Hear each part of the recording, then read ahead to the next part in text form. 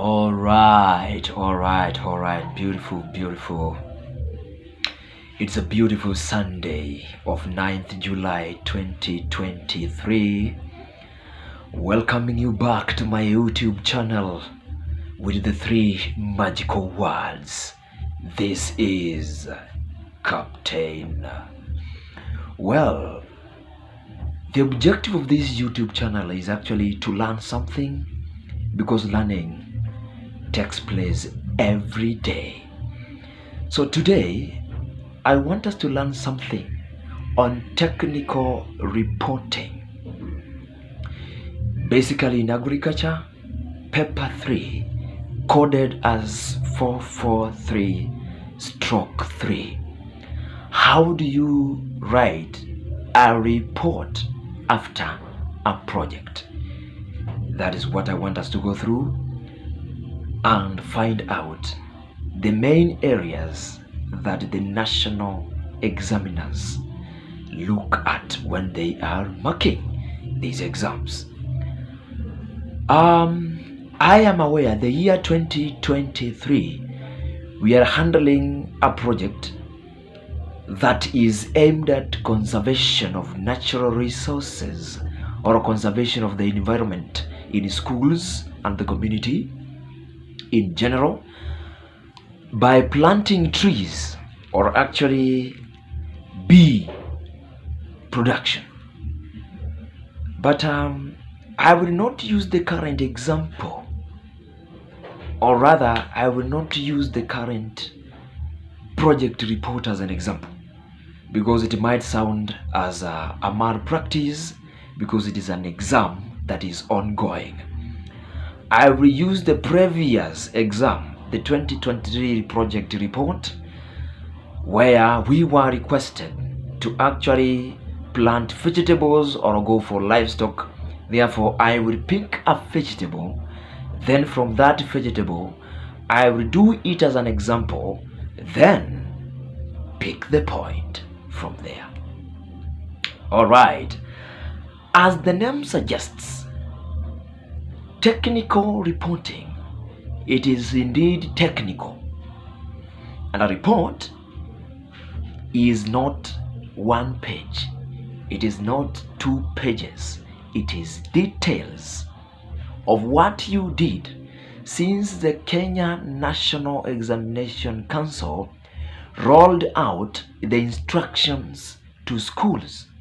Therefore, I want to start by defining what a report is. Therefore, a report, it is a written account of the activities in a chronological order, flow of events, what you did of a particular phenomena to the end.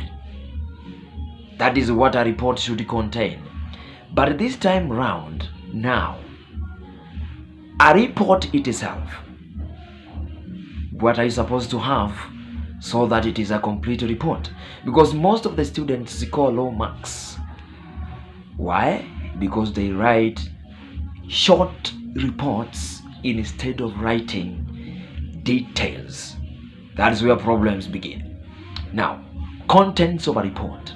What does the report contain? A report, number 1, it must be having table of content. Table of content, it is a skeleton of what you are going to write about. That is what we call a table of content.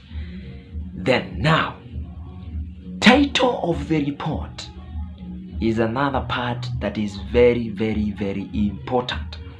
For example, if you are writing a report on production of sukuma wiki, sometimes we call it KELS, the title of that report, it should be KEL production and underlined. That is it, KEL production and underlined. So what is the implication here? That a title of a report should be exactly to the point and short. Don't write a lot of stories in the title. If you wish, you can as well include the scientific name of that vegetable that you are talking about in that title. There is no problem, you will score your marks. In this case, another point that is very important that you will include in your table of content is introduction. So in your introduction, give a brief background of the activity that you are trying to carry out here. For example, we are doing vegetable production, kale production. A brief history of what kales are, what is their importance in our bodies. That one will serve as a background information in this level. That is it. Another point that you're supposed to have in your report, it is the objective of the project as a whole. Objective means what? Aim of the project. What are you targeting by the end of the project? Then should be addressed by starting with the word to something. To something. So without the name to, a student gets 0 in that. Another thing that you're supposed to have in your report, it is site selection. Site means what? The specific place where you are going to grow this particular crop. Yeah? Describe the state of that site before planting or before doing anything and after. Note that you have to tell us the date when you selected the site, then how it was. Talk about fertility of the land. Was it fertile or not? Tell us the slope of the land, how it is. Then tell us the measurement of that site that you used. Yes, probably in projects, student plots should be measuring 4 meters by 3. So that is the measurement you should include there. Then lastly, tell us the demarcations. That is it. Then another point that another point that you should include in your table of content to guide you write a report is the ecological requirements of the said crop that you are supposed to plant. For example, under the ecological requirements, talk about the soils in the region, rainfall requirement, temperature ranges, altitude. All of them, they fall under ecological requirements. All the information that we have given, they fall in a common subsection called the introduction of the report. Now, get to the main activities of the real project. Now, start with nursery preparation. The nursery preparation, remember you are doing kales. They are small seeded, therefore their nursery should be prepared to a very fine tilth. So do not forget about mentioning the date when it was prepared and then when they were planted. Now, after planting them in your nursery, what follows there? It is nursery management practices. After germination, what are you supposed to do? Taking care of them into a growth length for transplanting. Therefore, some of the management practices there includes weeding, fertilizer application, irrigation, and so on and so forth. So after that, the seedlings will be ready for transplanting to the farm. What follows, it is now preparation of the main field where transplanting is going to take place. Therefore, land preparation follows 3 procedures. Procedure number 1, it is land clearance. Then you get to primary cultivation, and secondary cultivation. Those ones are the three activities that we carry out in land preparation. Do not forget about mentioning the date when each and every activity took place, as well as the tools that you use doing that. After preparing the land, next activity that we are going to look at there, it is now the real planting. Planting describes how did you take or how did you lift the seedlings from the nursery bed into the main field of planting. Here, mention what are the nursery bed first before lifting the seedlings.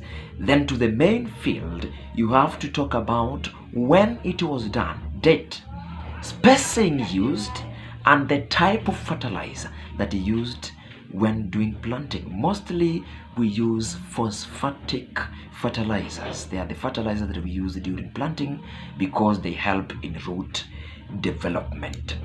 After planting, following all the procedures of planting, what follows, it is the field management practices.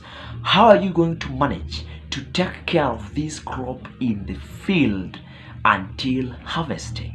That is it. Therefore, some of the management practices that we do in the farm again include weeding, top dressing, disease control, pest control, and even irrigation if there is need.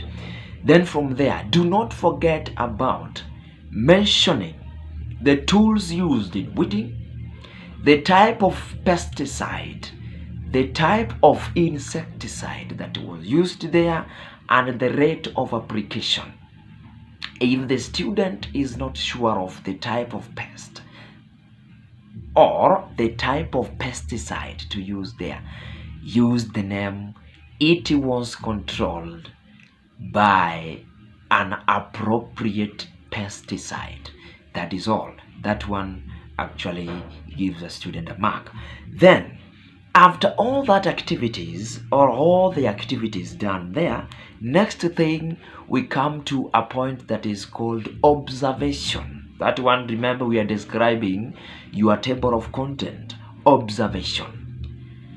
In section observation, this is why you quote your achievements. Did you achieve what you wanted? Did the crops perform?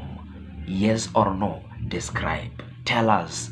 Then talk about the general comment about the challenges faced during the implementation of this project. That's where all problems encountered are discussed. After discussing that one, next point we move on to, it is harvesting.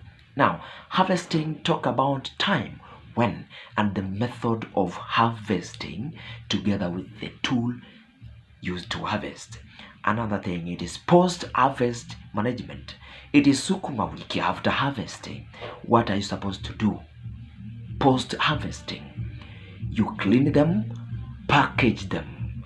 That is the post-harvesting activities. Another thing, talk about the yield. How much was it? Record, and then tell us how much was it, relating it to hectares and not the plot of that student. Then lastly, or second lastly, you got to talk about, you have to conclude. So what are you going to comment about the project in relation to objective set? Yeah, tell us whether you achieved or not. Yeah, so should be in line with the objective set. Lastly, you can recommend. What are you going to recommend? Recommendations always are drawn from the conclusion. So all that is the content of our project report. Actually, after highlighting everything there, you will find that the report has details and not field work.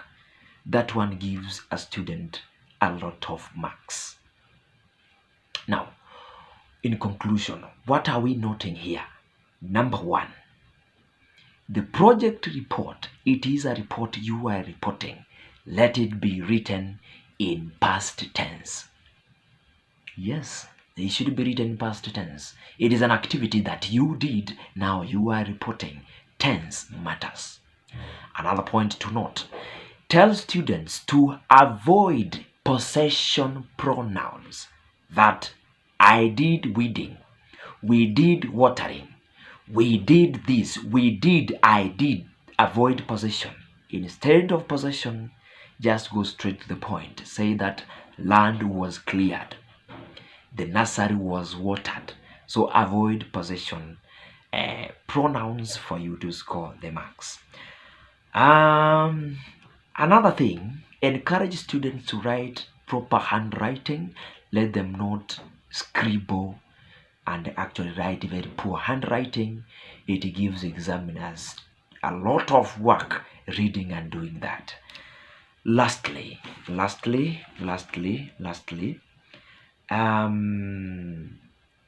do not forget mentioning the rates that are used in terms of fertilizers.